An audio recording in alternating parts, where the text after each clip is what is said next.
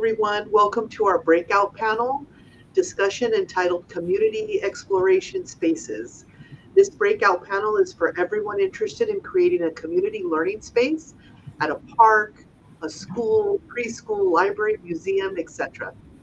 We have an amazing lineup of panelists who will walk us through how they successfully captured children's imagination, provide tips and recommendations for creating interesting spaces and activities, and reach a multi-generational family audience. I'll be serving as the moderator for our panel discussion. My name is Dr. Matilda Soria, and I'm Senior Director of the Early Care and Education Department of the Office of the Fresno County Superintendent of Schools. Joining me on this panel is Paul Reimer, who serves as the Executive Director of the Ames Center for Math and Science Education in Fresno, California, where he partners in collaborative efforts toward transdisciplinary, equity-centered design for STEAM teaching and learning. Another panelist is Drew Sarator, who serves as the Director of Playful Learning, I love that title, of the Bay Area Discovery Museum. Drew brings over 10 years of experience in educational leadership and community engagement to the museum. Next, we have Barbara Daniel and Rosa Bunkun, who are actually my early care and education department team members here at the Office of the Fresno County Superintendent of Schools, or FCSS. Barbara serves as the Child Development Center Program Manager and has over 21 years of experience in the field of ECE, serving in instructional and leadership roles while working with diverse populations. Rosa serves as our lead master teacher and has over 15 years of experience working with children ages 3 to 18. Finally, we have Claudia Ferreira from MathTalk. Claudia leads MathTalk's learning and engagement team and is dedicated to working toward creating playful and meaningful math experiences for families and children in underrepresented communities.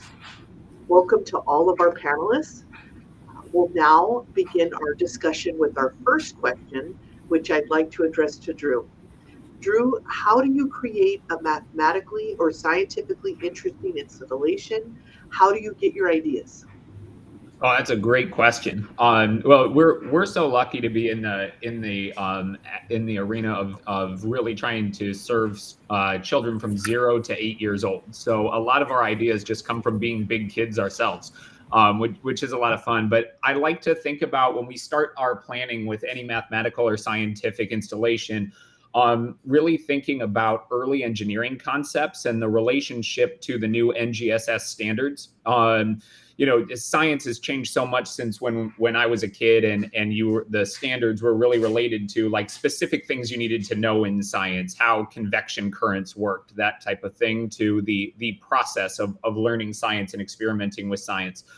So mostly we lean on some of our research, which one of our most recent articles that we put out was our Think, Make, Try framework, which is really just trying to simplify the engineering concept so that anybody feels confident in teaching engineering, getting kids to think about a problem, getting kids to make some sort of design around it, and then getting them to try it and realize that failure is just a part of the learning process. And so any of our designs really include that failure as part of a learning process to try and build that resiliency in our young kids.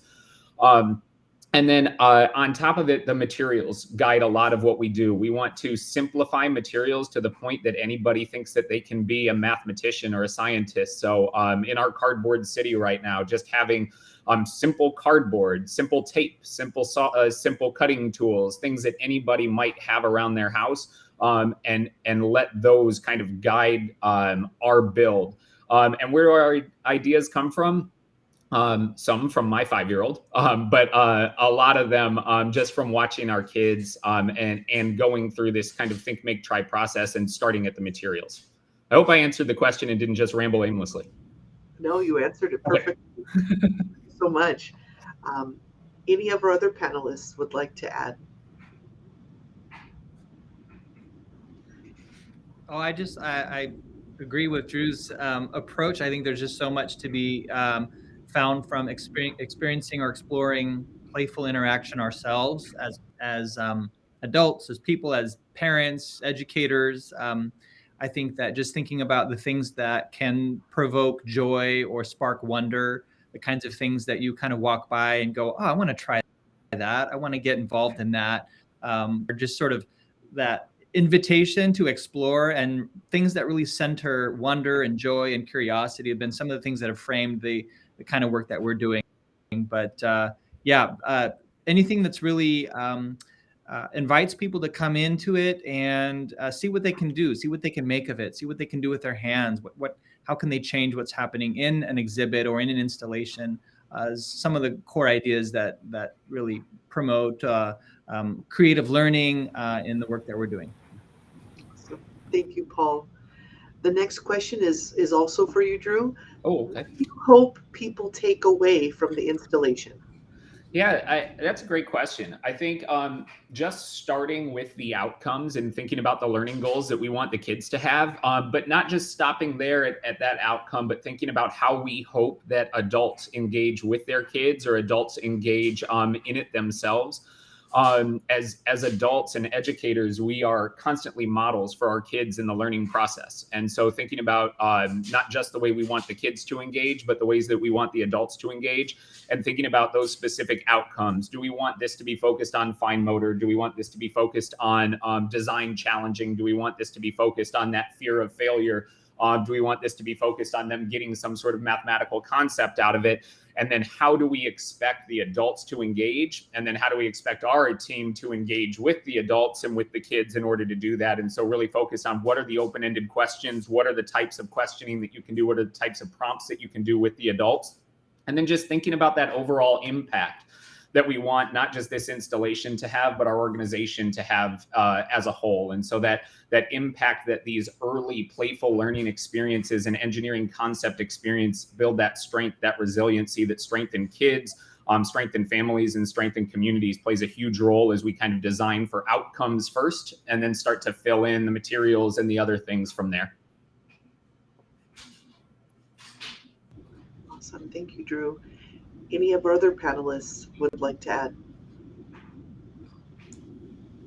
I'd like to add that that we also hope that our parents can take away a can-do attitude from the installations, and being able to see what they can do with their children at home with things like shadows or balls and ramps and different learning experiences that they may experience in programs with these installations, and seeing the rich experiences that they're able to provide with their children at home, to really create that bridge between where the installation is and their homes. Yeah, I'd like to add, I think it's also really important that we are constantly, as we're thinking about the outcomes, reminding parents that there a lot of these things they're doing naturally as parents and family members. And so just to be that reinforcer of like, look, we're doing something at a research-based institution that you were doing last night in your kitchen. And just building that confidence in families too is a huge part as we start thinking about the outcomes of some of our installations and exhibits and programs.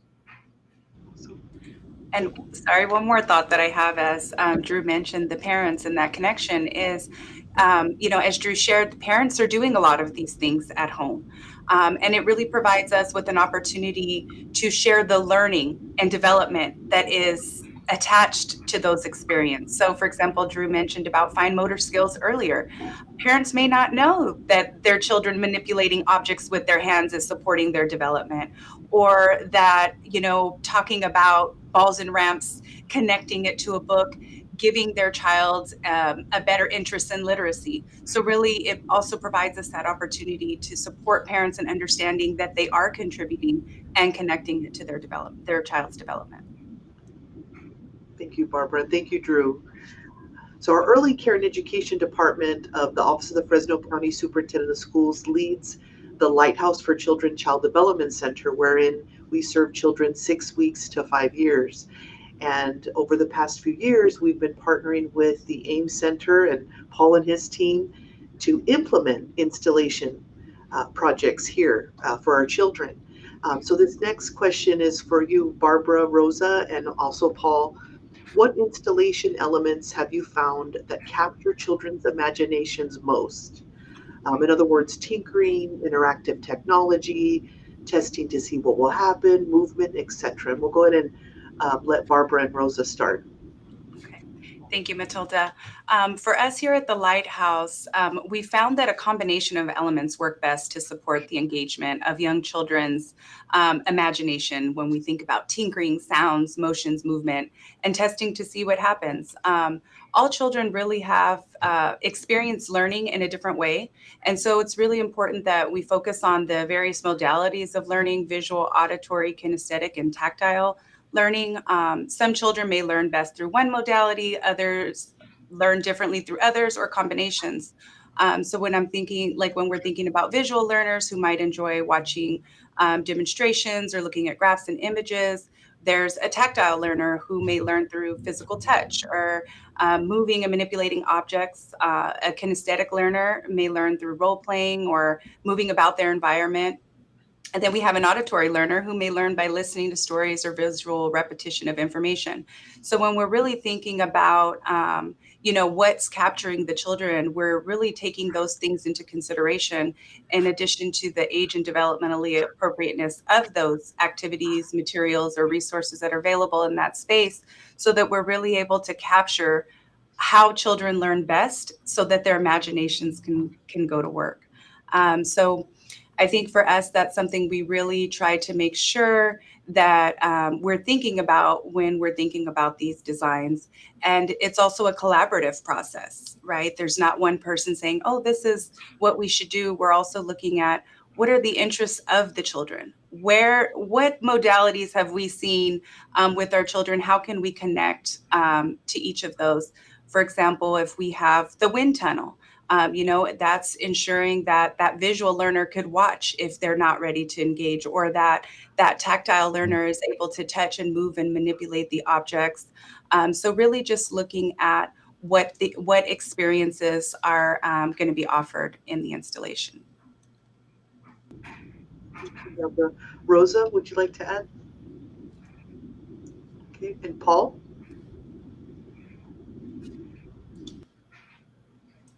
Yeah, I think that when we're designing these installations, it seems like some of the things that have kind of sparked children's imaginations most have been the things that where they can try out something and see the result of it, so they can have a direct impact in the environment. As Barbara's talking about the wind tunnel, I'm just thinking about a couple young children who created a flying structure out of just some very simple paper cups that were put together with some kind of a long ribbon on the end, and by themselves, the paper cups kind of would float around at the bottom of the base of the wind tunnel. But with that ribbon attached, it just created a little bit more of a lift to it, a little bit more wind resistance, and that thing would just float up all the way to the top. And then for a while, kids were really excited about seeing what they could put into the wind tunnel that would shoot out the top, and get really excited when things would just fly up to the top, all the way up to the ceiling, and then kind of wait for them to come down. So they're exploring things like lift and gravity and wind resistance. And at the same time, they're able to create something that's delightful. There's so much laughter and joy and squeals of delight that are going on. And parents as well, kind of in that space, providing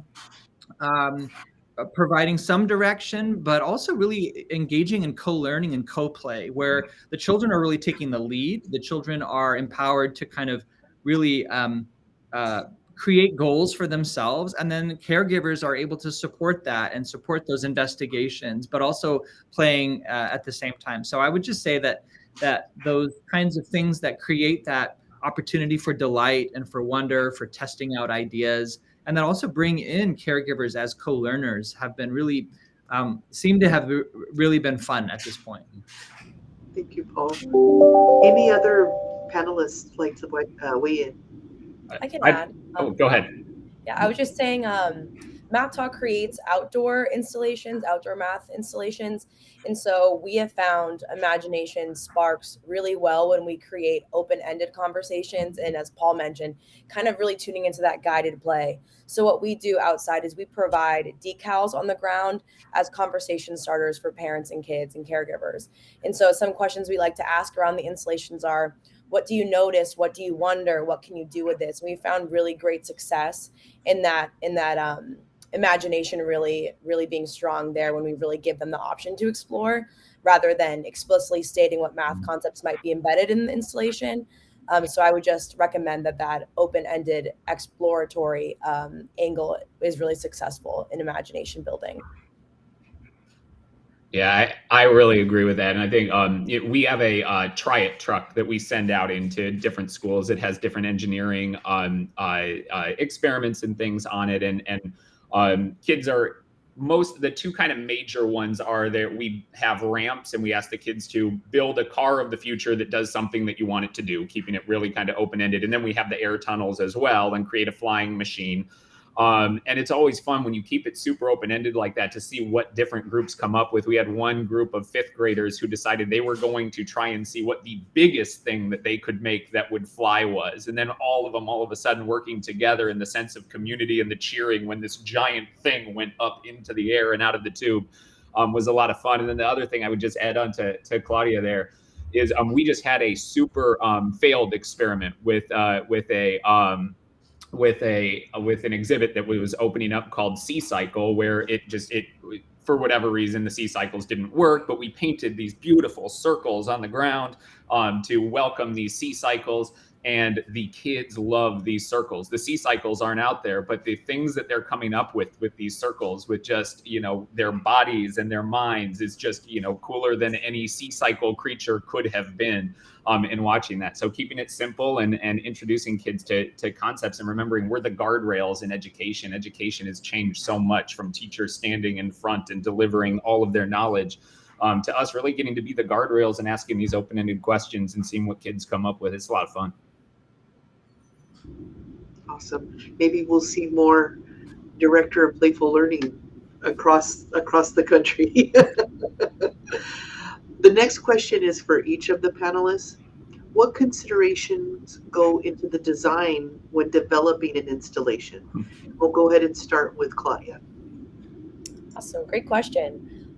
So once we have a location or a space confirmed for an installation, and that's decided alongside partners, we might have an idea of where a location might fit best for an installation, but through careful co-design, that often changes. And so first we think about with our partners, what is this space? Who uses this space? Who are the key stakeholders? Are they families, community members, educators and students, other early childcare folks? We really try to understand who uses this space and how it's used. And from there, we really brainstorm with those key stakeholders what their specific learning goals are. So for example, if it's a school, are there any specific math concepts or learning goals that we want to highlight? And then also with community members, we talk about experiential and community goals. For example, we really ask the stakeholders, what are you hoping? We call them math trails over here at MathTalk. What do you hope this math trail adds to the community? Is it something that they want to try to draw more residents to a specific location? Are they trying to create a more diverse community space? And so those are some of the questions that we ask. In a space, we also think about what existing assets are there that are already embedded into the community. For examples, public art, murals, parks, bus stops, those type of things. And we really think about in our team, how can we mathematize those already existing spaces that are embedded in the community? Many different considerations, which I believe personally adds to the emphasis and need for careful community co-design in collaborating with those key stakeholders to make these ideas come to life, because we cannot answer these questions on our own. And it's really important to uplift the voices of the community members and, those key stakeholders, as I mentioned. Thank you, Claudia. Drew, would you like to add? Yeah, I mean, I agree with everything Claudia just said, and I don't have a ton to add there. I think with the 0 through 8 age range that we're looking at, we constantly have to think about the resiliency of the exhibit and the installation to make sure that it withstands a lot of 3-year-old hands. Which, if you have 3-year-olds in your life, that my 3-year-old breaks at least 4 things a day. But I think similarly, just really thinking about what the outcomes are that we want to go into the design, and then thinking about, I would again bring up materials. and how the materials really unfold, and when really thinking about the materials, how can we create an environment that doesn't feel really hard to reach for families and communities. And there's some element of surprise and awe, but also that surprise and awe coming with, oh my goodness, I can do that at home, I think is really important. But yeah, I would say just that thinking about your audience, thinking about your materials, and thinking about the outcomes would be the primary things that we're considering. Thank you, Drew. Barbara and Rosa? Yes, thank you. I also agree with Drew and Claudia. And for us here at the Lighthouse, it's a little different because our installations are located inside our Child Development Center. And so for us, we selected a location for our math installations that we felt would be easily accessible for families, that children would be able to see and gravitate towards when they come in. We also wanted to make sure that the space was warm and inviting for families. So we have like a couch in the space, we have child-size seating and adult-size seating. It's also important to think about the languages, the predominant language of families that may be served, so that if you have anything posted, any written materials, printed materials, signage, books in the space, then there are those cultural considerations in having materials or books offered in various languages of the predominant languages in your areas. And then also really just thinking about when you may want the area to be accessible if it's in a program or specific space. So for us, for example, in the mornings, parents are coming in and dropping off their children and trying to get to work. So we have to be very thoughtful of, are the materials out, or are we putting them out in the afternoon when parents are picking up and they tend to spend their most time with their space. So I think for us, we're really trying to make sure that that the area is warm and inviting. The cultural considerations of languages are represented in, as well as ensuring that the materials that are available are age and developmentally appropriate. Because if you're serving infants and toddlers, then you want to be mindful of choking hazards. And then you want to think about size of objects. For little hands, they may need objects that they can manipulate that are a little bit smaller, but again, meet the appropriate size so that if they're putting things in their mouth. And then I would also say another consideration would be that the materials, to ensure that they're durable, easy to replace in case something isn't there when you go back to check. And then also really thinking about who's going to be in charge of maintaining the space, so that if there's things that are battery operated or that need to be charged, then making sure that that is available, and then that there's someone available to monitor that. And then the last thing I'd like to share is also just thinking about making sure that when you have things posted or materials, that you're also considering the families, right? Because you don't want to have something that has a whole bunch of writing that parents are expected to read it. Thinking about things that are short, simple, concise, to the point, and then any materials going to parents, being considerate of various reading levels, and ensuring that anyone can pick up a document or a one pager and understand the information that's being shared. Thank you. Rosa, anything from your side? No, actually, I agreed with Drew, Claudia, and Barbara. One thing that I would like to mention is also with the writing materials or any materials, to ensure that it is at the child's eye level as well, and also that material is easily accessible. Thank you, Rosa. And Drew? Drew, What's that? would you like to add anything more, Drew? Nope, I'm good. Thank you. All right. Any others before we go to the next question? All right. The next question is, do you co-plan with the community? And if so, what does the process look like? And we'll go ahead and start with Drew. Awesome. Yeah, I I think I'm going to preface everything that I say here with we need to do this more and more. But the installations that we do and just the museum floor itself is the tip of our iceberg. Underneath our iceberg, there's lots of research. We do a lot of professional developments with teachers in the community. We're working really closely with San Francisco Unified School District next year, particularly around their TK expansion. And I think what our general philosophy on this is we want to try to create an environment that doesn't just feel welcoming, but feels like it can breed a sense of belonging. And I haven't found any way better to describe what we're going for here than, I'm Jewish, born and raised Jewish. I've been in churches for weddings and for baptisms and things like that.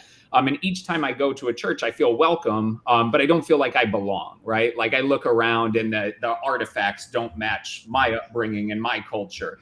And so we're trying to create this sense of belonging at our museum. And to do that, we've really got to listen. I think listening becomes the key. So right now we've set up with a lot of our community partners with San Francisco Unified, as well as we have a connections program that goes out and works at subsidized preschools throughout the area near the museum, and setting up just family listening nights where we do some play-based learning activities with the families in the community, and then ask them questions about how we can be better neighbors and how we can set up our space better for success. And if you know our museum at all, we're in a national park, buried beneath the Golden Gate Bridge, where it's very hard to get there. There's one bus that comes about 3/4 of a mile away, and you have to be in pretty good shape to get up that hill at the end of the day to get back to the bus. So there's a lot of issues with just, it's hard to feel like you belong at a place if you can't get there without paying the $9 bridge toll. And so even we found with a lot of our community groups, we were giving out tons of passes, but we weren't getting the passes back, and people weren't coming to the museum. And so just sitting down with the community and listening and hearing that the passes aren't that helpful, we can't get there. And so now kind of redesigning and starting to figure out how do we just send a bus on a Saturday to the area where these schools are, to a pickup location, and anybody on the bus come on into the museum for free, versus just handing these passes out and forgetting about some of the major barriers that people have. And not to mention the barriers that national parks have a traditionally white affluent audience, museums have a traditionally white affluent audience. And we're situated in Sausalito, which is a traditionally white affluent community. And so there's a lot of barriers there to really getting to be better neighbors to community members that we really want to partner with and serve. So I think just getting to the listening aspects and starting to think about what are those things that are really going to build a sense of belonging across the entire experience. It's not enough to just welcome people into the museum. It's how do you get there? How do you set up the food situation to make sure people are comfortable? How do you set up? We have the ability, if somebody shows their EBT pass, they get into the museum for $1. But what's that process like? Is that process uncomfortable for people? And so really trying to think about all of those processes and listen has been one of the biggest things that we're doing. This is a part of our new strategic plan that we're in our first year of. And so like I said at the start, there is so much more needed, so much more listening that needs to happen to become these better neighbors. But partnering with the community really just starts with listening and understanding and trying to better understand the community that you want to serve. Thank you, Drew. Claudia? Absolutely. I agree with Drew. Absolutely. Listening is so important. And often when you're working in communities that you might not belong to or not familiar with, that listening is even more important. And I think something that makes MathTalk really unique is that we've really embraced community co-design, and it is at the heart of everything we do and every experience we create. We create digital augmented reality experiences as well as installations, outdoor math trails. And so in that, we approach community co-design in a few different ways. So in the case of a math trail, we had a recent community co-design in Holyoke, Massachusetts. And so they're interested in bringing a math trail to their community. And so when we have these community co-design sessions, so we went in person, we drove from Boston to Holyoke. We had an open event in City Hall with over 50 community members, and we come with questions similar to, what if math was visible and vibrant and joyful, a part of all of our everyday lives, but what would that look like and feel like in your neighborhood, in your community? And really, what would that mean for the kids around you and the adults that care for them? And so how that night went, we had a bunch of tables around. We had a lot of loose part materials. We had clay, sticks, crayons, markers, and we had a bunch of different locations for possible trail installation locations, and people went around and wrote their ideas for what could be included in the trail.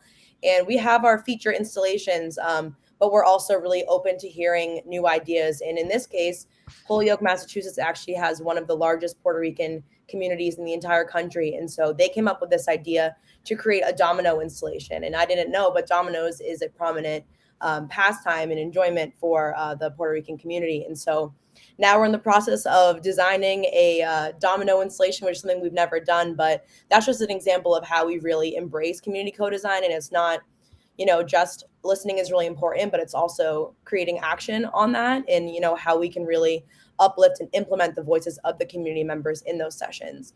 Another example in Cambridge, where our headquarters are, we were creating a math trail that launched in October, and one of the locations was outside a housing facility. And when we were co-designing with some of the community members, we learned that building used to be an old candy factory. And so they were like, how can we preserve the history of the candy factory and bring that into an installation? And so from there, also through community co-design, we created a candy circle math installation right outside the old candy factory.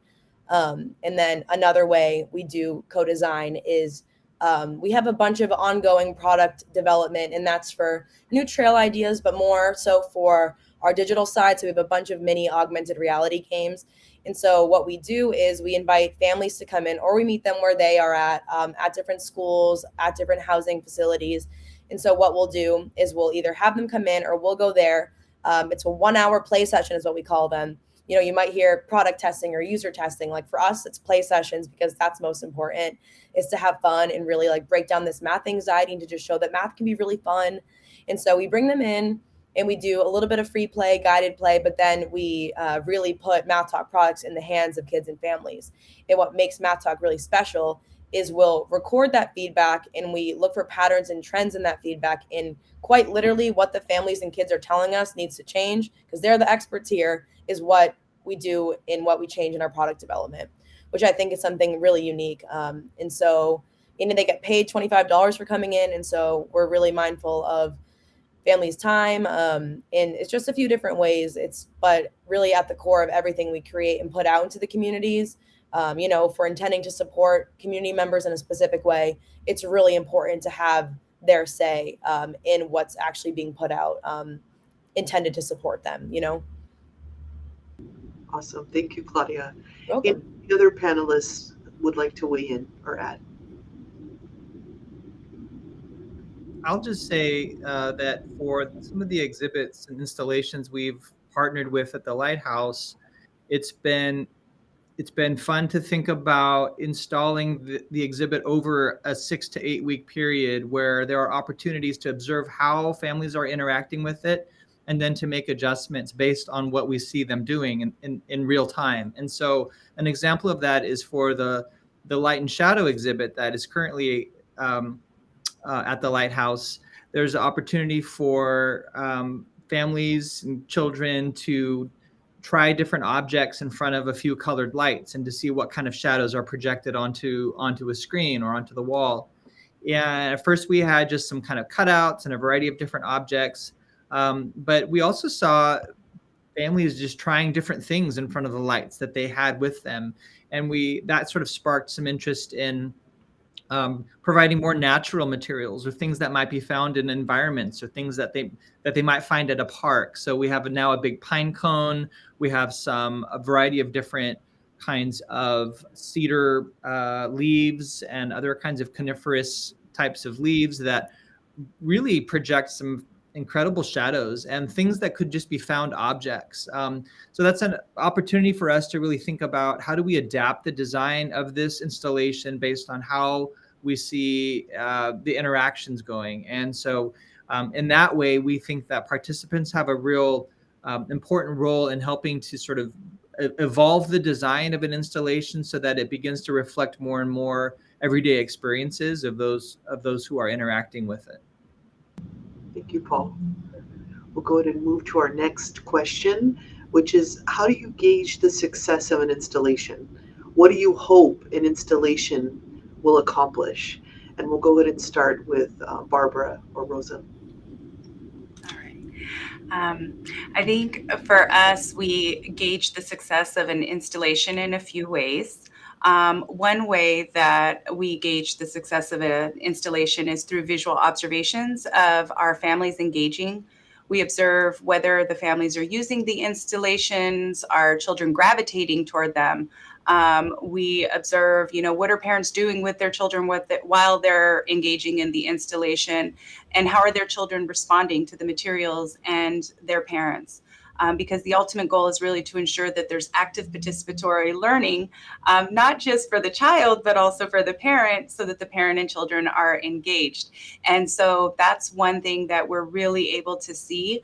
And then also from there, we're able to provide feedback and work with the AIMS team and have conversations and talk about things that are successful and things that we could tweak. And that's really been helpful. And then we also at one point created simple surveys for families to provide feedback and learn more about ways that we can enhance the installations in the future or change or modify or tweak. But I think our most successful way of gauging the installations has been through our observations, and even more so than just watching and observing, but being a participant ourselves and being available to our families in case they have questions or want to watch us model or show them a different way to engage with their child. Sometimes parents will ask questions, well, my child created this, what can I do? And it's like, you can get in there and create too. Talk about what you're doing. Have conversations with your child. Use mathematical terms. Like when we talk about our wind tunnel, how high or low can it go?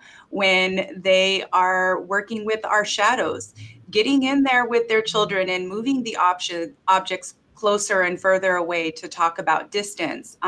Could be pulling out a measuring tape and connecting it to the wall to see how many inches something is when it's closer or further away. So we're really there to support our families if they need it, or being available to answer questions.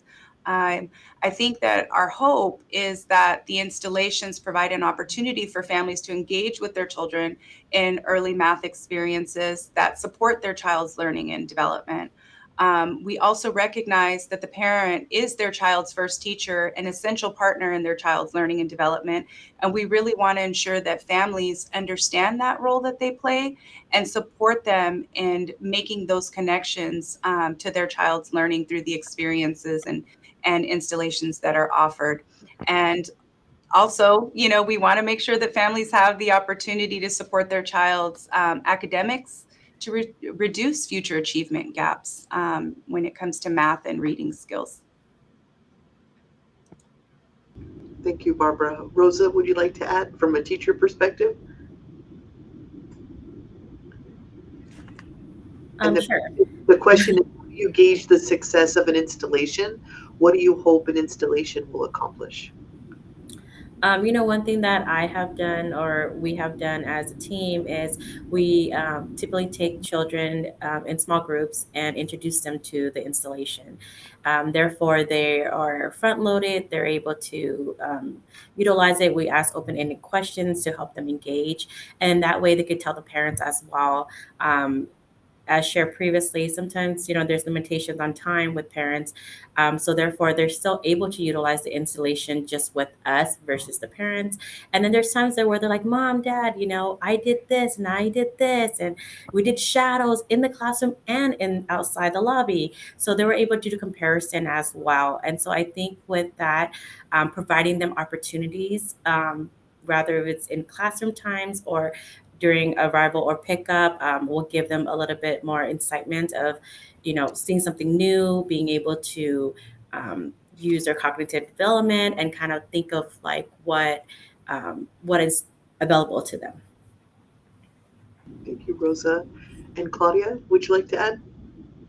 Yeah, I think very similar to what Barbara said, we really focus on the observations and really looking at the interactions at various installations with a specific focus on not only if families are using them, but if they're using them actively. And are we noticing family-child interactions during observations? Are those, like our name says, like are those leading to conversations around math? And is it facilitating math talk?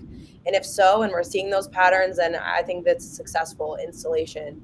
MathTalk products themselves, we agree that teachers, families are the child's first teachers, and we really create our experiences with that in mind. And the products are very focused on creating conversations and engagement between caregiver and child dyad. So our hope is that caregivers leave these installations feeling empowered to perhaps bring similar elements and conversations into their own home, and to really like bridge that gap between what's happening in schools and what's happening out in the community.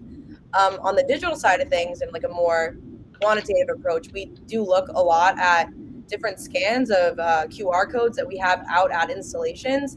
The QR codes at the specific installations are an opportunity for caregivers and families to see additional content online. And so we're able to look to see what QR codes scans look like, which installations are being used. We like to see like new and repeat scans to show if families are coming back, and if families are experiencing something new. But as I said, we really want families to be able to talk to each other about different math concepts, which we do provide starting points for, as I mentioned, on those ground decals.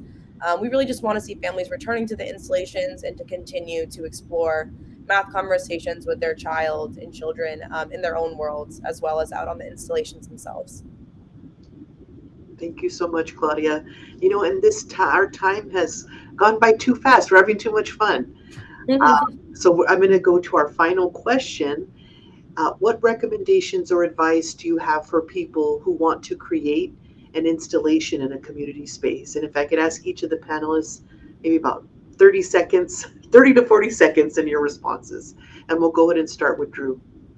Yeah, I'd say, to build an installation in a community space, talk to the community, understand the community that you're in, and what their learning outcomes are, and spend a lot of time on the pre-planning and the listening phase, and knowing what you want to accomplish with your installation.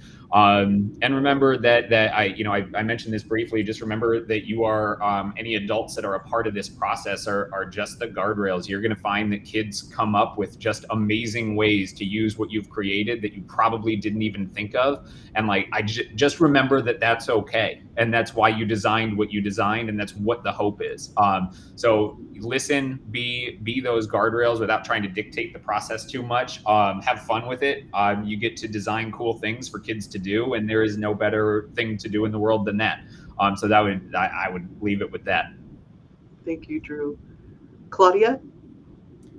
Yeah, I'm trying to think what more I would add. I think that I return back to the concept of intentionality a lot. And so when you're listening to community members and really uplifting their voices, how does that translate to practice, and how does that show up in your installations, and really being intentional around that.